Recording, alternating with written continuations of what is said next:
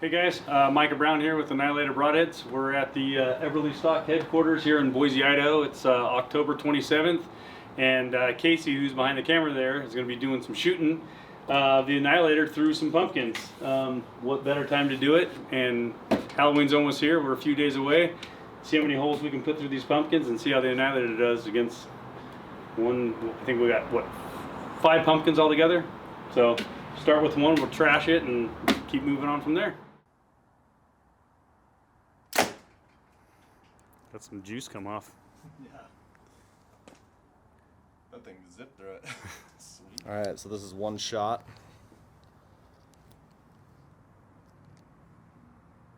Let's see, we got a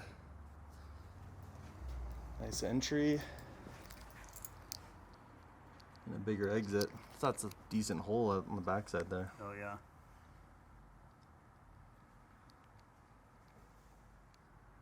Sweet. And the arrow, people were worried about pass through. I mean, that thing was still zipping. So, 2. Cranking. Let's let's add one more pumpkin. All right. Mm-hmm.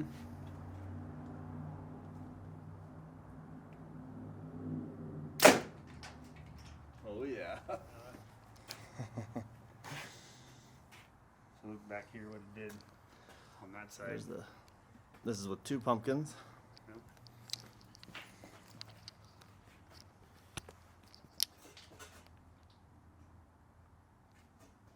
Nice hole. Entry of the second.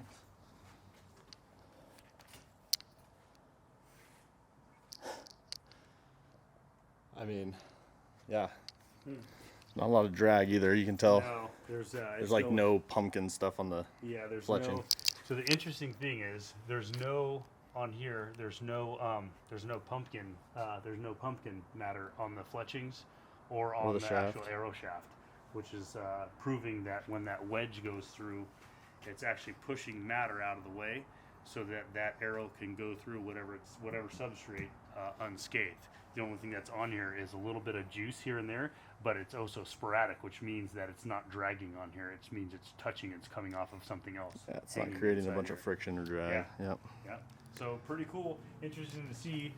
That was the entrance on the front. This was the exit on the first one, and then that is your entrance into the second one. And I mean, Yep. I can put my whole finger through that thing. Yep. And then on the back side.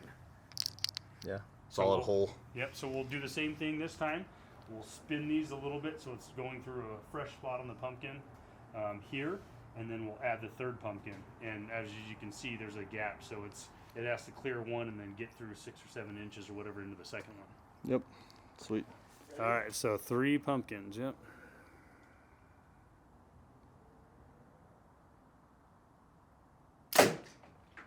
There we go. Right. Pumpkin fireworks. That's it. Yeah. So here, Out that's there. an exit. This was the entrance. Exit. Dang, that's a pretty big hole. Yeah. And then this one is the entrance going in here. And Oh. the fletchings. So it just got caught on the fletchings there. Oh yeah. I feel like that hit a lot more seeds or something because I saw a lot more stuff fly. Yeah. Yeah. And that's just, I mean, like a hole you can stick your finger in. Yep. And it's the same thing on that one. So, yeah, we're rocking and rolling. You gotta try 4. Try to get through 4. So these are spaced out. Casey's shooting the 125 XL. He got through the first pumpkin, smoked it. Second pumpkin smoked it. Third pumpkin went all the way through it, and it was on the fletchings here. But also it stopped in the target where this was at the distance of the arrow going in. So Yeah, so we gotta need move to give forward the a little. arrow a little more clearance off the bat. Yep. So we'll do the same thing, line up like another pumpkin, give them about 6 inches in between so the arrow can keep traveling. And see if we can get through the 4th one. What do you think, Casey?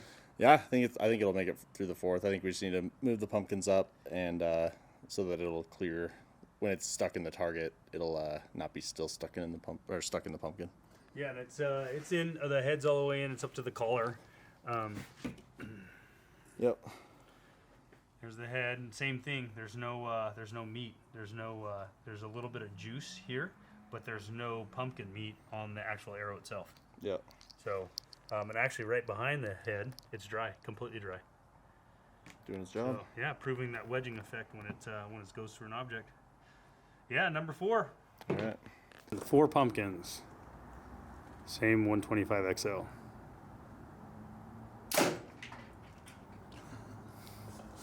It's getting a little more wild each time. Mm-hmm. So we stacked them up. We stacked them up closer to give him leeway in case the arrow made it out. So it's all the way through the first one, and it's lodged through all the way through the 4th one. Oh, it's still in there. Out Yeah. the back. Oh yeah.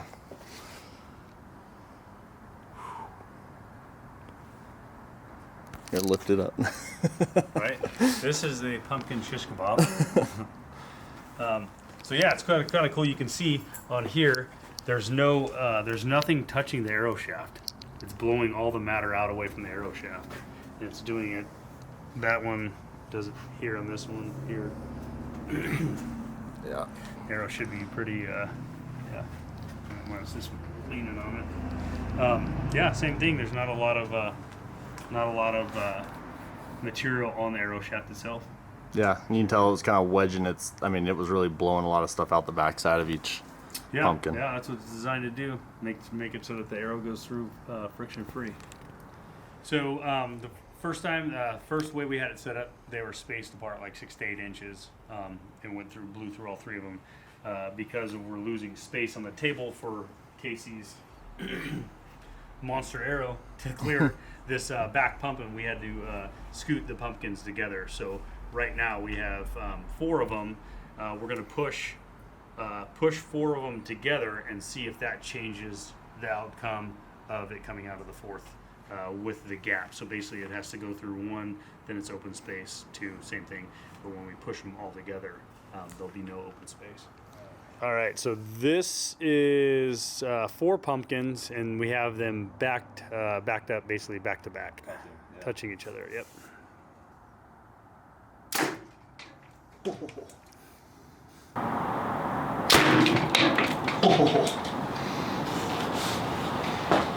Okay, so it's stuck in there for sure.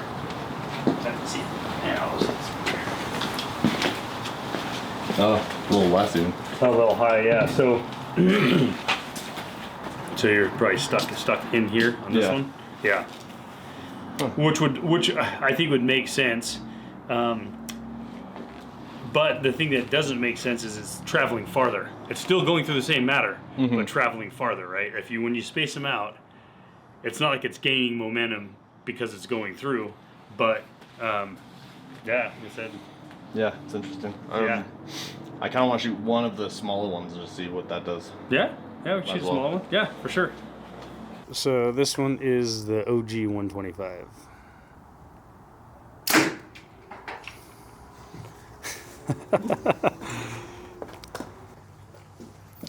So that one's stuck out, and I don't see it. Didn't necessarily go through another hole because there's no holes around it. The closest hole is I made sure it didn't go through any. Closest hole is a couple inches away, but yeah, I mean it makes sense too that just less drag on the front, right? That's the cool thing about the Broadhead itself. Whether you're switching between the XL or the regular, is it's minimized all the friction because it's the same footprint in the back. Yeah. That bell is the same footprint in the back. It just the blades are extruded, so that would make sense. Yep.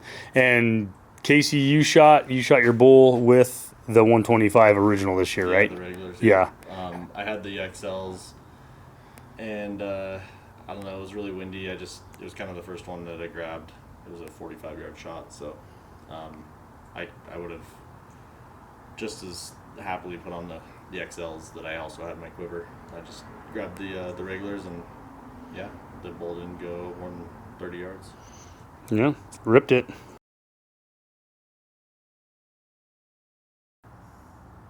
Ready? Yep.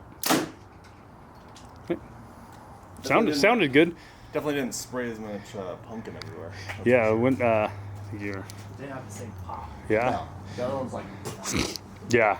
It's not the pop. Same like same distance going through. It kind of ate through one of these other holes where the Annihilator pushed through. It felt more like I was shooting a field point, honestly, like at the. Or it's like shooting a full metal jacket versus like a ballistic tip, like with a bullet. But here, look at the difference. So yeah, we shot a competitor's broadhead. We're not going to say whose, but there was significantly less pumpkin matter displaced, and also there was not a big hole like there has been with all the Annihilator shots we took. So this pumpkin is really squeezed around the arrow shaft, which definitely would cause more friction, and then the actual exit isn't really significant compared to every exit on with the Annihilators was popping a big chunk out. So also just audibly you can tell the Annihilators were making a big pop sound every time they went into the pumpkins. The competitor's broadhead, the other broadhead we used, was pretty quiet when it went in. Which one would you take?